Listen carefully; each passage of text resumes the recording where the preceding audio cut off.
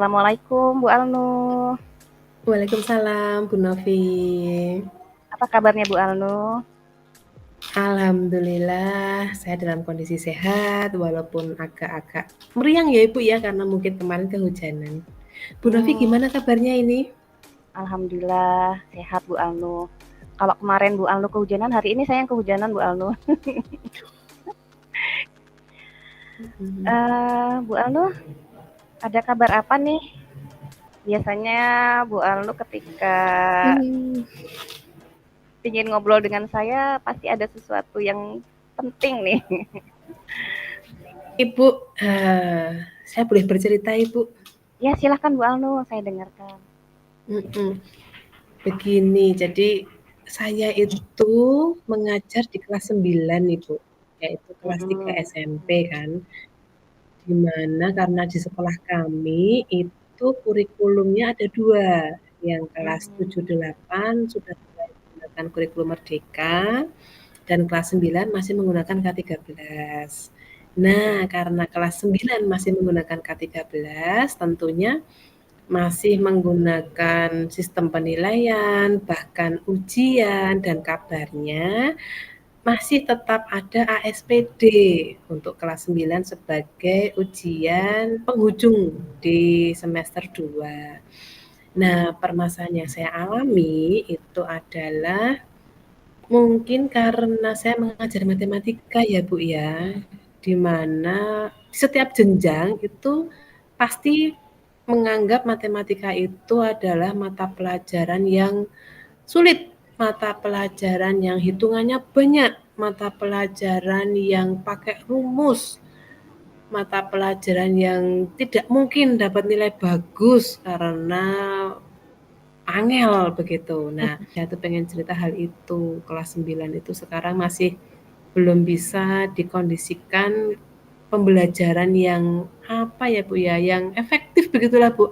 Nah, itu Ibu permasalahan yang beberapa hari ini mengganggu pikiran saya dan saya merasa saya harus ketemu Bu Novi ini. Eh, yang Mhm. ingin saya tanyakan ke Bu Alnu, tadi kan kata Bu Alnu, kelas Bu Alnu seperti kurang bisa memahami materi Bu Alnu ya. Ada anak-anak yang Iya, kurang paham, terus mereka mungkin juga ada yang mengandalkan temannya yang pintar untuk nyari jawaban ya Bu Alnu.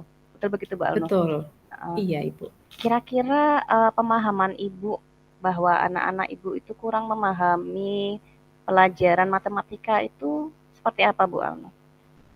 Jadi begini Bu, contohnya ya Bu ya, konkretnya itu ketika saya masuk Hmm. kelas, itu kan saya membuka pembelajaran, salam dan sebagainya tuh, kemudian saya menanyakan, "Anak-anak, pertemuan sebelumnya kita membahas apa ya?" Itu tidak ada yang menjawab. Berarti anak-anak sudah tidak ingat pelajaran sebelumnya. Padahal materi pelajaran sebelumnya akan saya gunakan untuk pembelajaran sekarang. Kalau yang Mm-mm. kemarin saja sudah lupa, bagaimana bisa meneruskan pembelajaran yang sekarang? Itu yang pertama, Ibu. Kemudian Mm-mm. yang kedua, ketika saya memberikan soal atau memberikan LKPD atau penilaian begitu, anak-anak mengerjakannya itu seperti yang sudah ngerjakan aja, kalau nggak tahu tanya temennya, tidak ingin ada usaha sendiri mengingat-ingat apa yang sudah saya ajarkan, "Oh, Bu Nuril mengajarkan ini," ndak bisa ya dikosongkan aja. Kalau ada teman yang bisa, nanti bagaimana caranya nyontek temannya. Jadi kesadaran belajar dan mengerjakan itu bukan dari siswa sendiri, Ibu, tapi hanya sekedar menggugurkan kewajiban. Jadi Gitu ya. dari kegiatan itu, peristiwa itu saya mengambil kesimpulan ini anak-anak belum belum paham nih pelajaran saya. Begitu Bu Novi.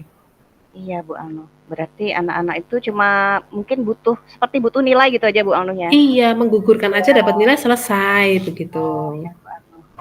Saya mau tanya lagi nih ke Bu Anu. Kira-kira indikator keberhasilan anak-anak dalam memahami pelajaran matematika di kelas 9 itu apa menurut Bu Anu?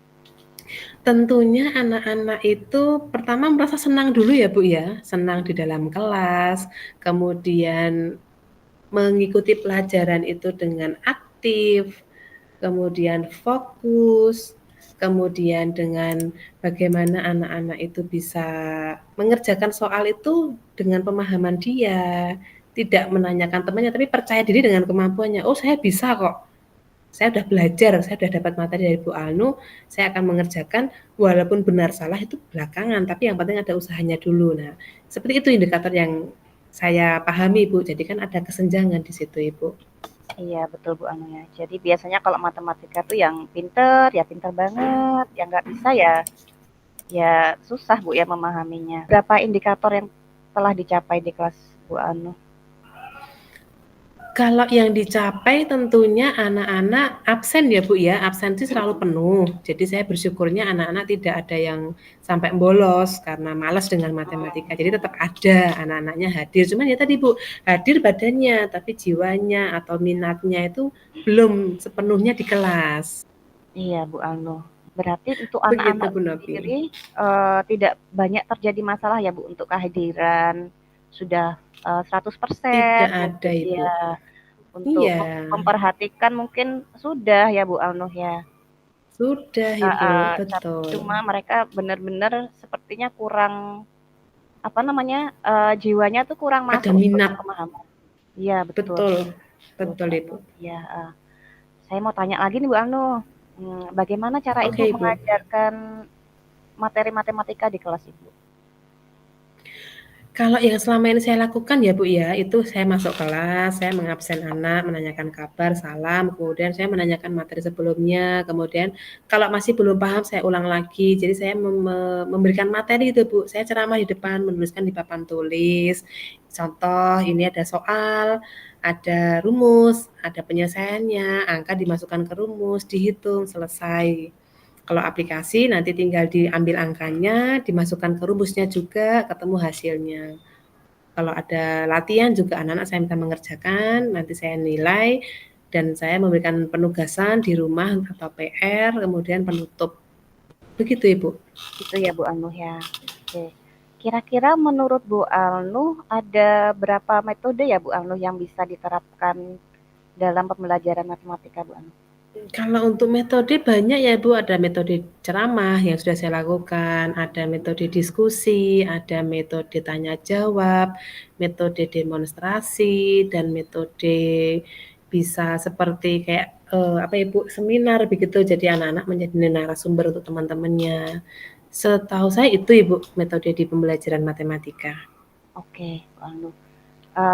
Menurut Bu Alnu, bisa tidak ya metode-metode tersebut atau teknik atau model pembelajaran yang sudah Ibu Alnu sebutkan tadi diterapkan di kelas Ibu? Saya belum mencoba Ibu, karena selama ini saya masih menggunakan metode ceramah. Modelnya pun saya masih model pembelajarannya satu arah Ibu. Jadi saya menerangkan, siswa mendengarkan, mencatat, kemudian mengerjakan. Kalau dari pertanyaan Bu Novi, setahu saya model itu ada banyak ya Bu ya, model pembelajaran. Ada problem based learning, ada project based learning, ada discovery. Kalau di matematika itu malah saya pernah menemukan RME Bu, Realistic Mathematics Education. Itu pendekatan realistik, jadi di dunia nyata terkait dengan pelajaran matematika Ibu. Itu Bu Novi. Kira-kira bisa diterapkan di kelas Ibu tidak salah satunya? Saya jadi ingat ya Ibu ya, dari pancingan Bu Novi tadi, ya RME tadi Ibu. Jadi bagaimana membawa masalah nyata ke dalam matematika, atau matematika dibawa ke masalah nyata, begitu pula sebaiknya. Sehingga anak-anak tuh tidak hanya membahas matematika tuh angka saja, tapi oh di penerapan sehari-hari seperti ini. Itu mungkin ya Ibu ya? Iya, setuju Bu Alnu. Tadi yang seperti Ibu sampaikan mungkin pendekatan RME yang seperti Ibu sampaikan tadi itu efektif, bisa Mhm. efektif membuat kelas menjadi aktif, menjadi apa kolaboratif mungkin ya Bu ya. Anak-anak Iya Bu. dilibatkan semua ya Bu ya. Iya, anak-anak otomatis, akan terjun langsung begitu ya, Bu, ya, dan dia percaya bahwa, oh matematika itu tidak hanya angka dan rumus, tapi penerapannya di dunia nyata seperti ini, begitu, Ibu. Kok Mungkin tadi itu ya, Bu, ya? ya betul Bu Anu. Kok medianya sendiri kira-kira apa Bu Anu yang bisa dipakai di kelas matematika? Kalau media selama ini saya hanya memakai papan tulis, Bu, karena itu tadi saya ceramah, jadi harapan saya anak mendengarkan saya fokus, paham, mengerjakan. Cuman kalau RME tadi mungkin saya bisa menggunakan PowerPoint ya, Bu, ya, karena teknologi kan sudah maju dan anak-anak juga mungkin bosan ya Bu ya lihat tulisan saya monoton begitu. Mungkin saya akan menggunakan PowerPoint dan pastinya saya akan membuat video pembelajaran gimana Ibu? Bagus sekali idenya Bu Alnu, video Hmm, pembelajaran ya, bagus. Oh, untuk tadi yang sudah Ibu sampaikan, media yang tadi sudah Ibu sampaikan, ada belum yang sudah kelihatan hasilnya di kelas Ibu? kalau yang media saya bawa tuh kemarin baru LKPD Ibu. Mhm, Itu pun juga anak-anak mengerjakan tadi kurang bersemangat. Cuman dari LKPD tersebut saya juga bisa melihat anak-anak saya itu ada potensi untuk berdiskusi. Jadi mereka saling bertanya, memberikan respon, kemudian mereka mengambil kesimpulan itu sudah muncul di situ Ibu. Jadi mungkin penerapan LKPD tetap saya lanjutkan begitu ya Bu Novi ya? oke, bagus Bu Alnu. Ya, bagaimana cara Bu Alnu mengalokasikan waktu untuk melakukan pembelajaran tadi dengan model, dengan media yang sudah Ibu tadi sebutkan Bu Alnu? Kalau matematika itu di SMP itu 1 minggu 5 JP, Bu. Jadi pastinya saya butuh waktu yang agak longgar ya, Bu, ya. Penggunaan media, LKPD itu kan tidak bisa instan, tidak bisa cepat. Jadi anak-anak biar belajar sendiri gitu ya, Bu, ya, menemukan sendiri. Mungkin saya butuh alokasi yang 3 JP, Bu, karena nanti yang 2 JP terlalu singkat mungkin ya, Bu, ya. Jadi saya mengalokasikan yang 3 JP, Bu. Iya. Nah, kira-kira kapan Bu Alnu bisa Hmm, mempraktikkan nih tadi yang sudah iya, Bu. disebutkan Bu Ya, Alnu? saya jadi semangat ini Bu, saya jadi tertantang untuk membuat. Sekarang Selasa ya Bu ya, besok Rabu saya Ya, tidak mengajar, Kamis Bu, Kamis saya mengajar jam 5, 6, 7. Jadi 3 JP itu bisa saya maksimalkan untuk menerapkan ini nih, hasil pembicaraan dengan Bu Novi ini nih. Kamis oke. Bu. Oke, Kamis ya Bu Alnu ya. Iya, Oke, Bu Alnu. Baik Bu Alnu, tadi pembicaraan dari awal sampai akhir yang bisa saya rangkum dari apa yang disampaikan Bu Alnu. Yang pertama, kelas Bu Alnu mengalami masalah dalam pemahaman anak-anak yang susah memahami pelajaran matematika ya Bu Alnu ya. Kemudian Bu Alnu memiliki ide untuk pembelajaran yang bervariasi ya Bu Alnu ya. iya Itu Ibu. dari modelnya, mungkin dari kelas yang berdiferensiasi ya Bu Alnu.